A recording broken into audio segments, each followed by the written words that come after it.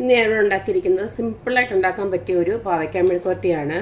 അധികം മസാലയൊന്നും ചേർക്കാതെ സിമ്പിളായിട്ടാണ് ഉണ്ടാക്കിയിരിക്കുന്നത്. അപ്പോൾ നമുക്ക് ഈ ഒരു റെസിപ്പി എങ്ങനെയാണ് ഉണ്ടാക്കുന്നതെന്ന് നോക്കിയിട്ട് വരാം.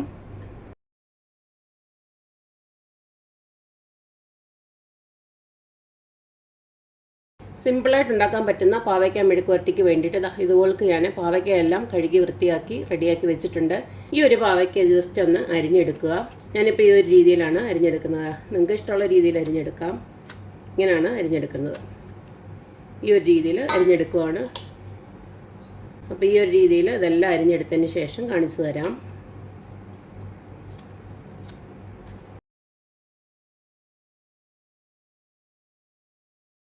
അപ്പോൾ പാവയ്ക്കയെല്ലാം ഞാൻ ഇതുപോലെ അരിഞ്ഞ് വെച്ചിട്ടുണ്ട്. എൻ്റെ കൂട്ടത്തിൽ തന്നെ ആവശ്യത്തിന് വേണ്ടുന്ന പച്ചമുളക് അരിഞ്ഞിട്ടുണ്ട്, ഒരു 4-5 എണ്ണം. അതുപോലെ തന്നെ കുറച്ച് തേങ്ങാക്കൊത്തും ഇട്ടിട്ടുണ്ട്. അത് ഓപ്ഷണലാണ്, വേണമെങ്കിൽ മാത്രം ഇട്ടേച്ചാൽ മതി. പാവയ്ക്കയുടെ കയ്പ്പ് കുറയ്ക്കാൻ വേണ്ടിയിട്ട് വേണമെങ്കിൽ ഇത്തിരി ഒരു നാരങ്ങ നീരോ അല്ലെങ്കിൽ ഇത്തിരി ഒരു വിനാഗിരിയോ ഒഴിച്ചു കൊടുത്ത് ജസ്റ്റ് ഒന്ന് ഇളക്കി വെച്ചാൽ മതി. ഇതിലേക്ക് ആവശ്യത്തിനുള്ള ഉപ്പൊന്ന് ഇട്ട് കൊടുക്കുകയാണ്. ഇതെല്ലാം കൂടെ നമുക്കൊന്ന് ഇളക്കി ഇതുപോലൊന്ന് ഇളക്കി പിടിപ്പിക്കാം. ഇതിലേക്ക് ഞാനൊരു 2 സവാളയോടെ ഇതുപോലെ അരിഞ്ഞ് വെച്ചിട്ടുണ്ട്.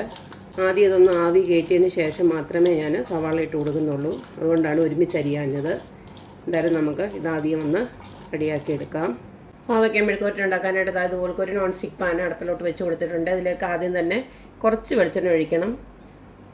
കാരണം അടിക്കൊന്നും പിടിക്കാതിരിക്കാൻ വേണ്ടിയിട്ട് ആദ്യം ജസ്റ്റ് ഇത്തിരി ഒരു വെളിച്ചെണ്ണ ഒഴിച്ച് കൊടുത്തതിന് ശേഷം വേണം നമുക്ക് ആ പാവയ്ക്ക ഒന്ന് ഇട്ട് കൊടുക്കാനായിട്ട്. ഇനി നമ്മുടെ അരിഞ്ഞു വെച്ചിരിക്കുന്ന പാവയ്ക്ക അങ്ങോട്ട് ഇട്ട് കൊടുക്കാം.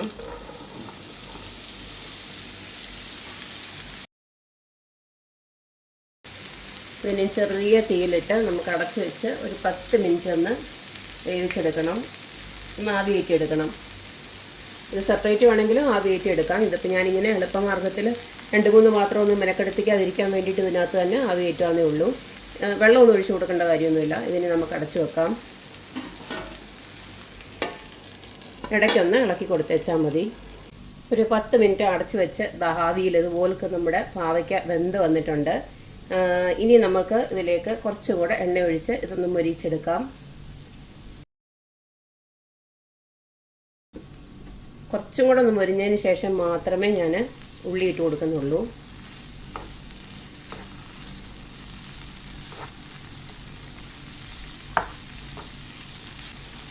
ഇനി മൊരിച്ചെടുക്കാമെന്നുള്ള സമയത്ത് നമുക്ക് തീ ഇത്തിരിയൂടെ കൂട്ടിയിടാം.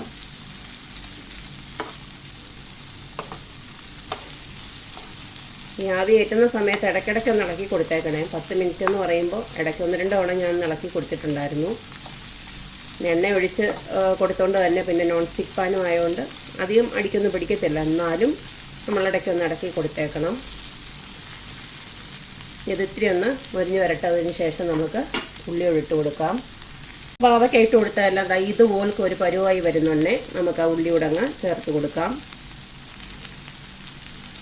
അല്ലെങ്കിൽ എന്താണെന്നറിയാമോ, ഉള്ളി അങ്ങ് വേഗം വഴണ്ട് വരും. നമ്മുടെ പാവയ്ക്ക അങ്ങനെ തന്നെ കിടക്കും. അതുകൊണ്ടാണ് ഈ ഒരു സമയത്ത് ഉള്ളി ഇട്ട് കൊടുക്കുന്നത്. ഇതെല്ലാം കൂടെ ഒരുമിച്ച് കിടന്ന് വഴണ്ടോളും. പിന്നെ വേണമെന്ന് വെച്ച് കഴിഞ്ഞാൽ നിങ്ങൾക്ക് വെളിച്ചെണ്ണ കുറച്ചുകൂടെ ഇട്ട് കൊടുക്കാം, നല്ലതായിട്ട് മൊരിഞ്ഞ് വരാനായിട്ട്. ഇനിയും തീ കുറച്ച് വെക്കേണ്ട കാര്യമൊന്നുമില്ല. ഒരു മീഡിയം ഫ്ലെയിമിലിട്ടിട്ട് ഇത് ഇളക്കി അങ്ങ് എടുത്തേച്ചാൽ മതി.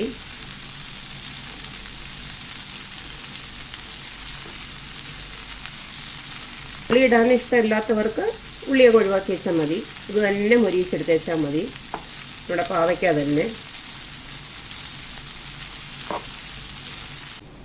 ഒരു 10-15 മിനിറ്റ് ഇതുപോലൊക്കെ ഞാൻ ഒരു മീഡിയം ഫ്ലെയിമിലിട്ട് ഇളക്കി ഈ ഒരു പരുവ എത്തിയിട്ടുണ്ട്.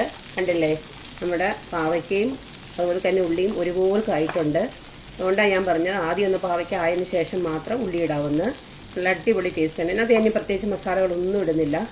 ഇതിൻ്റെ തനതായ ഒരു ടേസ്റ്റിൽ. കാരണം എരിവിന് നമ്മൾ പച്ചമുളക് ഇട്ട് കൊടുത്തിട്ടുണ്ട്, പിന്നെ ഉപ്പ് ഇട്ട് കൊടുത്തിട്ടുണ്ട്. അത് മാത്രം മതി. അപ്പം ഇത്രയേ ഉള്ളൂ. നമ്മുടെ അടിപൊളിയായിട്ടുള്ള പാവയ്ക്ക മെഴുക്കുവരട്ടി ഇവിടെ റെഡി ആയിട്ടുണ്ട്.